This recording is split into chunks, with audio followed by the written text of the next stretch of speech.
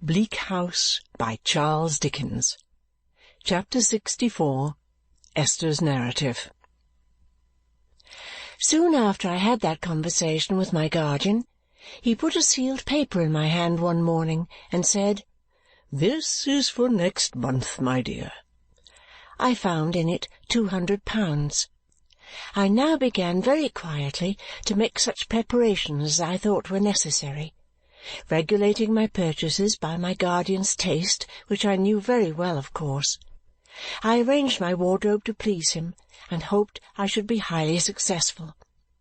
I did it all so quietly because I was not quite free from my old apprehension that Ada would be rather sorry, and because my guardian was so quiet himself. I had no doubt that under all the circumstances we should be married in the most private and simple manner. Perhaps I should only have to say to Ada, "Would you like to come and see me married to-morrow, my pet?" Perhaps our wedding might even be as unpretending as her own, and I might not find it necessary to say anything about it until it was over. I thought that if I were to choose, I would like this best. The only exception I made was Mrs. Woodcourt. I told her that I was going to be married to my guardian and that we had been engaged some time. She highly approved. She could never do enough for me and was remarkably softened now in comparison with what she had been when we first knew her. There was no trouble she would not have taken to have been of use to me, but I need hardly say that I only allowed her to take as little as gratified her kindness without tasking it. Of course this was not a time to neglect my guardian, and of course it was not a time for neglecting my darling. So I had plenty of occupation, which I was glad of, and as to Charley, she was absolutely not to be seen for needlework. To surround herself with great heaps of it, baskets full and tables full, and do a little and spend a great deal of time in staring with her round eyes at what there was to do, and persuade herself that she was going to do it, were Charley's great dignities and delights. Meanwhile, I must say I could not agree with my guardian on the subject of the will, and I had some sanguine hopes of Jarndyce and Jarndyce. Which of us was right will soon appear, but I certainly did encourage expectations. In Richard, the discovery gave occasion for a burst of business and agitation that buoyed him up for a little time, but he had lost the elasticity even of hope now, and seemed to me to retain only its feverish anxieties. From something my guardian said one day when we were talking about this, I understood that my marriage would not take place until after the term time we had been told to look forward to, and I thought the more, for that, how rejoiced I should be if I could be married when Richard and Ada were a little more prosperous. The term was very near indeed when my guardian was called out of town and went down into Yorkshire on Mr. Woodcourt's business.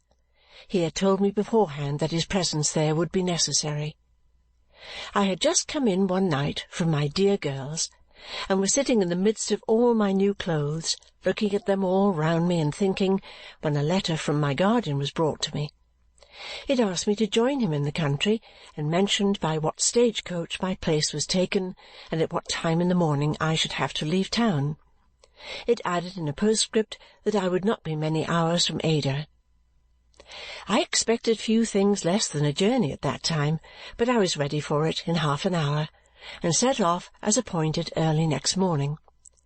I travelled all day, wondering all day what I could be wanted for at such a distance.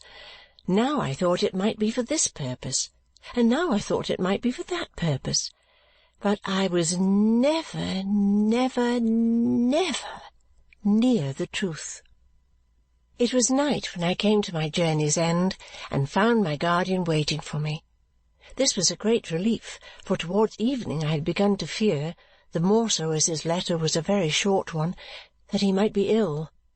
However, there he was, as well as it was possible to be, and when I saw his genial face again at its brightest and best, I said to myself, "He has been doing some other great kindness." Not that it required much penetration to say that, because I knew that his being there at all was an act of kindness. Supper was ready at the hotel, and when we were alone at table, he said, "Full of curiosity, no doubt, little woman, to know why I have brought you here." "Well, guardian," said I, "without thinking myself a Fatima or you a Bluebeard, I am a little curious about it." "Then, to ensure your night's rest, my love," he returned gaily, "I won't wait until to-morrow to tell you. I have very much wished to express to Woodcourt, somehow, my sense of his humanity to poor unfortunate Jo, his inestimable services to my young cousins, and his value to us all. When it was decided he should settle here, it came into my head that I might ask his acceptance of some unpretending and suitable little place to lay his own head in. I therefore caused such a place to be looked out for, and such a place was found on very easy terms, and I have been touching it up for him and making it habitable. However, when I walked over it the day before yesterday, and it was reported ready, I found that I was not housekeeper enough to know whether things were all as they ought to be. So I sent off for the best little housekeeper that could possibly be got to come and give me her advice and opinion. And here she is," said my guardian, "laughing and crying both together." Because he was so dear, so good, so admirable, I tried to tell him what I thought of him, but I could not articulate a word. "Oh, tut, tut!" said my guardian. "You make too much of it, little woman. Why, how you sob, Dame Durden, how you sob!"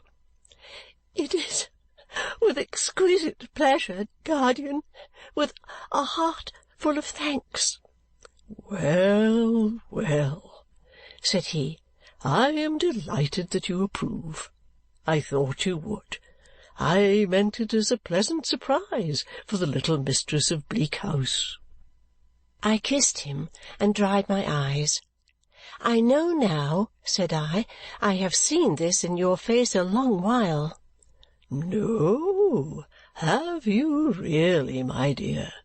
said he. "What a Dame Durden it is to read a face!" He was so quaintly cheerful that I could not long be otherwise, and was almost ashamed of having been otherwise at all. When I went to bed, I cried. I am bound to confess that I cried, but I hope it was with pleasure, though I am not quite sure it was with pleasure. I repeated every word of the letter twice over. A most beautiful summer morning succeeded, and after breakfast we went out arm in arm to see the house of which I was to give my mighty housekeeping opinion. We entered a flower garden by a gate in a side wall, of which he had the key, and the first thing I saw was that the beds and flowers were all laid out according to the manner of my beds and flowers at home. "You see, my dear," observed my guardian, standing still with a delighted face to watch my looks, "knowing there could be no better plan, I borrowed yours." We went on by a pretty little orchard where the cherries were nestling among the green leaves, and the shadows of the apple trees were sporting on the grass, to the house itself, a cottage, quite a rustic cottage of dolls' rooms, but such a lovely place, so tranquil and so beautiful, with such a rich and smiling country spread about it, with water sparkling away in the distance, here all overhung with summer growth, there turning a humming-mill, at its nearest point glancing through a meadow by the cheerful town, where cricket players were assembling in bright groups and a flag was flying from a white tent that rippled in the sweet west wind. And still, as we went through the pretty rooms, out at the little rustic veranda doors and underneath the tiny wooden colonnades garlanded with woodbine, jasmine, and honeysuckle, I saw in the papering on the walls, in the colours of the furniture, in the arrangement of all the pretty objects, my little tastes and fancies, my little methods and inventions which they used to laugh at while they praised them, my odd ways everywhere. I could not say enough in admiration of what was all so beautiful, but one secret doubt arose in my mind when I saw this. I thought, oh, would he be the happier for it? Would it not have been better for his peace that I should not have been so brought before him? Because although I was not what he thought me, still he loved me very dearly, and it might remind him mournfully of what he believed he had lost. I did not wish him to forget me. Perhaps he might not have done so without these aids to his memory, but my way was easier than his, and I could have reconciled myself even to that, so that he had been the happier for it. "And now, little woman," said my guardian, whom I had never seen so proud and joyful as in showing me these things and watching my appreciation of them, "now, last of all, for the name of this house." "What is it called, dear guardian?" "My child," said he, "come and see." He took me to the porch, which he had hitherto avoided, and said, pausing before we went out, "My dear child, don't you guess the name?" "No," said I. We went out of the porch, and he showed me written over it, Bleak House. He led me to a seat among the leaves close by, and sitting down beside me and taking my hand in his, spoke to me thus. "My darling girl, in what there has been between us, I have, I hope, been really solicitous for your happiness. When I wrote you the letter to which you brought the answer," smiling as he referred to it, "I had my own too much in view, but I had yours too. Whether, under different circumstances, I might ever have renewed the old dream, I sometimes dreamed, when you were very young, of making you my wife one day. I need not ask myself. I did renew it, and I wrote my letter, and you brought your answer. You are following what I say, my child?" I was cold, and I trembled violently, but not a word he uttered was lost. As I sat looking fixedly at him, and the sun's rays descended, softly shining through the leaves upon his bare head, I felt as if the brightness on him must be like the brightness of the angels. "Hear me, my love, but do not speak. It is for me to speak now. When it was that I began to doubt whether what I had done would really make you happy is no matter. Woodcourt came home, and I soon had no doubt at all." I clasped him round the neck and hung my head upon his breast and wept. "Lie lightly, confidently here, my child," said he, pressing me gently to him. "I am your guardian and your father now. Rest confidently here." Soothingly, like the gentle rustling of the leaves, and genially, like the ripening weather, and radiantly and beneficently, like the sunshine, he went on. "Understand me, my dear girl. I had no doubt of your being contented and happy with me, being so dutiful and so devoted, but I saw with whom you would be happier. That I penetrated his secret when Dame Durden was blind to it is no wonder, for I knew the good that could never change in her better far than she did. Well, I have long been in Allan Woodcourt's confidence, although he was not, until yesterday, a few hours before you came here, in mine. But I would not have my Esther's bright example lost. I would not have a jot of my dear girl's virtues unobserved and unhonoured. I would not have her admitted on sufferance into the line of Morgan ap Kerrig. No, not for the weight in gold of all the mountains in Wales."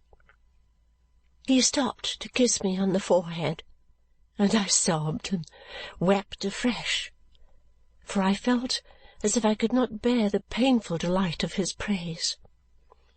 "Hush, little woman, don't cry. This is to be a day of joy. I have looked forward to it," he said exultingly, "for months on months. A few words more, Dame Trot, and I have said my say. Determined not to throw away one atom of my Esther's worth, I took Mrs. Woodcourt into a separate confidence. "Now, madam," said I clearly perceive, and indeed I know to boot, that your son loves my ward.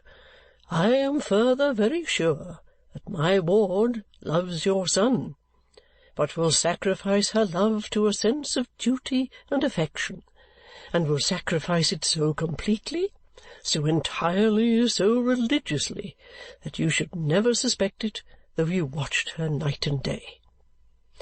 Then I told her all our story, ours, yours, and mine.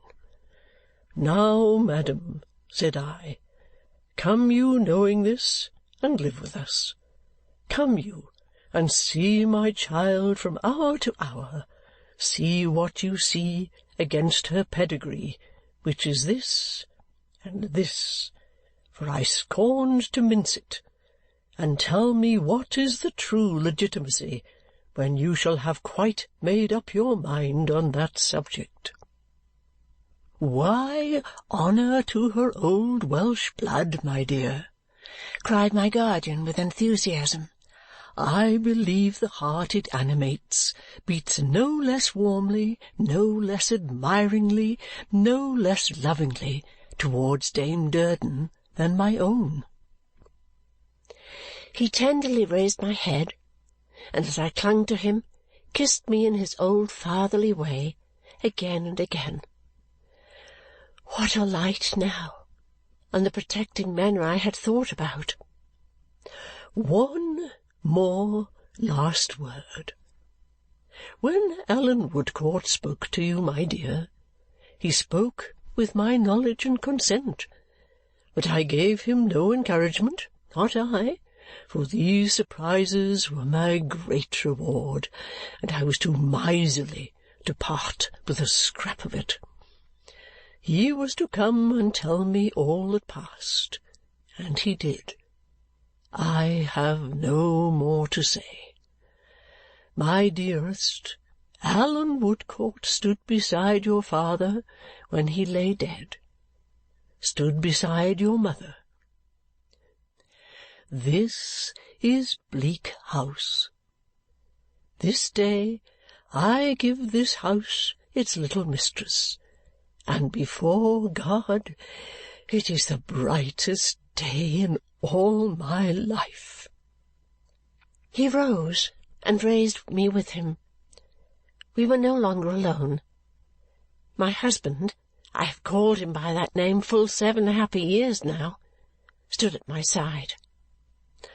"Alan," said my guardian, "take from me a willing gift, the best wife that ever man had. What more can I say for you than that I know you deserve her? Take with her the little home she brings you. You know what she will make of it, Alan. You know what she has made of its namesake. Let me share its felicity sometimes, and what do I sacrifice? Nothing, nothing." He kissed me once again, and now the tears were in his eyes, as he said more softly, "Esther, my dearest, after so many years, there is a kind of parting in this too. I know that my mistake has caused you some distresses. Forgive your old guardian in restoring him to his old place in your affections, and blot it out of your memory. Alan, take my dear." He moved away from under the green roof of leaves, and stopping in the sunlight outside, and turning cheerfully towards us, said, "I shall be found about here somewhere. It's a west wind, little woman, due west. Let no one thank me any more, for I am going to revert to my bachelor habits, and if anybody disregards this warning, I'll run away and never come back." What happiness was ours that day! What joy, what rest, what hope, what gratitude, what bliss! We were to be married before the month was out, but when we were to come and take possession of our own house was to depend on Richard and Ada. We all three went home together next day. As soon as we arrived in town, Alan went straight to see Richard and to carry our joyful news to him and my darling. Late as it was, I meant to go to her for a few minutes before lying down to sleep, but I went home with my guardian first to make his tea for him and to occupy the old chair by his side, for I did not like to think of its being empty so soon. When we came home, we found that a young man had called 3 times in the course of that one day to see me, and that having been told, on the occasion of his 3rd call, that I was not expected to return before 10 o'clock at night, he had left word that he would call about then. He had left his card 3 times. Mr. Guppy. As I naturally speculated on the object of these visits, and as I always associated something ludicrous with the visitor, it fell out that in laughing about Mr. Guppy, I told my guardian of his old proposal and his subsequent retraction. "After that," said my guardian, "we will certainly receive this hero." So instructions were given that Mr. Guppy should be shown in when he came again, and they were scarcely given when he did come again. He was embarrassed when he found my guardian with me, but recovered himself and said, "How do you do, sir?" "How do you do, sir?" returned my guardian. "Thank you, sir. I'm tolerable," returned Mr. Guppy. "Will you allow me to introduce my mother, Mrs. Guppy, of the Old Street Road, and my particular friend, Mr. Weevle. That is to say, my friend has gone by the name of Weevle, but his name is really and truly Jobling." My guardian begged them to be seated, and they all sat down. "Tony," said Mr. Guppy to his friend after an awkward silence, "will you open the case?" "Do it yourself," returned the friend rather tartly. "Well, Mr. Jarndyce, sir," Mr. Guppy, after a moment's consideration, began, to the great diversion of his mother, which she displayed by nudging Mr. Jobling with her elbow and winking at me in a most remarkable manner, "I had an idea that I should see Miss Summerson by herself, and was not quite prepared for your esteemed presence. But Miss Summerson has mentioned to you, perhaps, that something has passed between us on former occasions." "Miss Summerson," returned my guardian, smiling, "has made a communication to that effect to me." "That," said Mr. Guppy, "makes matters easier, sir. I have come out of my articles at Kenge and Carboy's, and I believe with satisfaction to all parties. I am now admitted, after undergoing an examination that's enough to badger a man blue, touching a pack of nonsense that he don't want to know, on the roll of attorneys, and have taken out my certificate, if it would be any satisfaction to you to see it." "Thank you, Mr. Guppy," returned my guardian, I am quite willing, I believe I use a legal phrase, to admit the certificate." Mr. Guppy therefore desisted from taking something out of his pocket and proceeded without it. "I have no capital myself, but my mother has a little property which takes the form of an annuity." Here Mr. Guppy's mother rolled her head as if she never could sufficiently enjoy the observation, and put her handkerchief to her mouth, and again winked at me. "And a few pounds for expenses out of pocket in conducting business will never be wanting, free of interest, which is an advantage, you know," said Mr. Guppy feelingly. "Certainly an advantage," returned my guardian. "I have some connection," pursued Mr. Guppy, "and it lays in the direction of Walcot Square, Lambeth. I have therefore taken a house in that locality, which, in the opinion of my friends, is a hollow bargain, taxes ridiculous, and use of fixtures included in the rent, and intend setting up professionally for myself there forthwith." Here Mr. Guppy's mother fell into an extraordinary passion of rolling her head and smiling waggishly at anybody who would look at her. "It's a 6-roomer, exclusive of kitchens," said Mr. Guppy, "and in the opinion of my friends, a commodious tenement. When I mention my friends, I refer principally to my friend Jobling, who I believe has known me," Mr. Guppy looked at him with a sentimental air, "from boyhood's hour." Mr. Jobling confirmed this with a sliding movement of his legs. "My friend Jobling will render me his assistance in the capacity of clerk and will live in the house," said Mr. Guppy. "My mother will likewise live in the house when her present quarter at the Old Street Road shall have ceased and expired, and consequently there will be no want of society. My friend Jobling is naturally aristocratic by taste, and besides being acquainted with the movements of the upper circles, fully backs me in the intentions I am now developing." Mr. Jobling said, "Certainly," and withdrew a little from the elbow of Mr. Guppy's mother. "Now, I have no occasion to mention to you, sir, you being in the confidence of Miss Summerson," said Mr. Guppy. "Mother, I wish you'd be so good as to keep still. That Miss Summerson's image was formerly imprinted on my heart, and that I made her a proposal of marriage." "That I have heard," returned my guardian. "Circumstances," pursued Mr. Guppy, "over which I had no control, but quite the contrary, weakened the impression of that image for a time, at which time Miss Summerson's conduct was highly genteel, I may even add magnanimous." My guardian patted me on the shoulder and seemed much amused.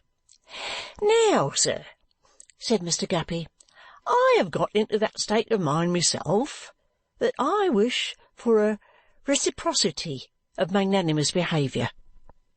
I wish to prove to Miss Summerson that I can rise to a height of which perhaps she hardly thought me capable. I find that the image which I did suppose had been eradicated from my heart is not eradicated.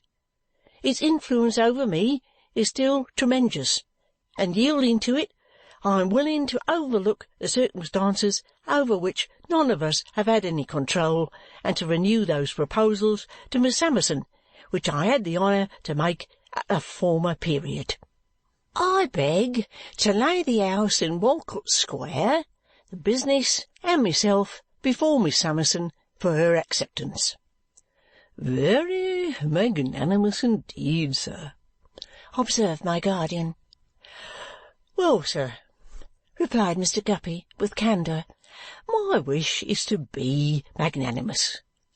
I do not consider that in making this offer to Miss Summerson I am by any means throwing myself away, neither is that the opinion of my friends.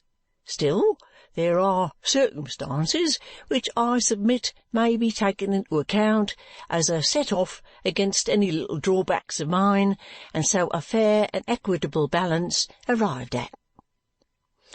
"I take upon myself, sir," said my guardian, laughing as he rang the bell, "to reply to your proposals on behalf of Miss Summerson. She is very sensible of your handsome intentions, and wishes you good evening, and wishes you well." "Oh!" said Mr. Guppy with a blank look. "Is that tantamount, sir, to acceptance, or rejection, or consideration?" "To decided rejection, if you please," returned my guardian. Mr. Guppy looked incredulously at his friend, and at his mother, who suddenly turned very angry, and at the floor, and at the ceiling. "Indeed?" said he. "Then, Jobling, if you was the friend you represent yourself, I should think you might hand my mother out of the gangway instead of allowing her to remain where she ain't wanted." But Mrs. Guppy positively refused to come out of the gangway. She wouldn't hear of it. "Why, get along with you," said she to my guardian. "What do you mean? Ain't my son good enough for you? You ought to be ashamed of yourself. Get out with you." "My good lady," returned my guardian, "it is hardly reasonable to ask me to get out of my own room." "I don't care for that," said Mrs. Guppy. "Get out with you. If we ain't good enough for you, go and procure somebody that is good enough. Go along and find 'em." I was quite unprepared for the rapid manner in which Mrs. Guppy's power of jocularity merged into a power of taking the profoundest offence. "Go along and find somebody that's good enough for you," repeated Mrs. Guppy. "Get out." Nothing seemed to astonish Mr. Guppy's mother so much as to make her so very indignant as our not getting out. "Why don't you get out?" said Mrs. Guppy. "What are you stopping here for?" "Mother," interposed her son, always getting before her and pushing her back with one shoulder as she sidled at my guardian, "will you hold your tongue?" "No, William," she returned. "I won't. Not unless he gets out, I won't."